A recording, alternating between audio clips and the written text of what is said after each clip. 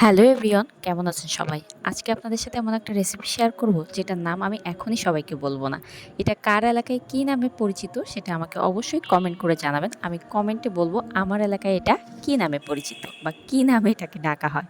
তো প্রথমে আমি চালগুলা সেদ্ধ চাল ভালো করে ধুয়ে গুঁড়া করে নিয়েছিলাম।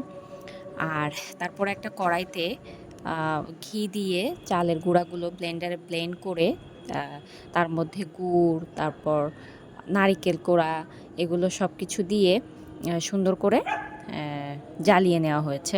একটু আঠা, আঠা ভাব যতক্ষণ না পর্যন্ত চলে আসবে চালের গুঁড়াটার মধ্যে ততক্ষণ পর্যন্ত এটা জাল করতে হবে।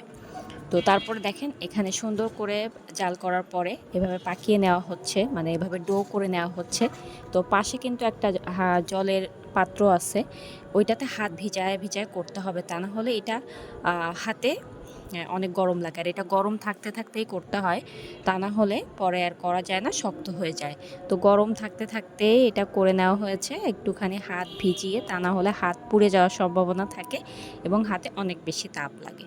তো এই তো হয়ে গেছে। আর এটা অবশ্যই আমাকে কমেন্ট বক্সে জানাবেন কিন্তু। আর ভিডিওটি ভালো লাগলে আমার চ্যানেলটি কিন্তু সাবস্ক্রাইব করতে ভুলবেন না। দেখা হবে পরবর্তী কোনো ভিডিওতে। সে পর্যন্ত ভালো থাকবেন সবাই।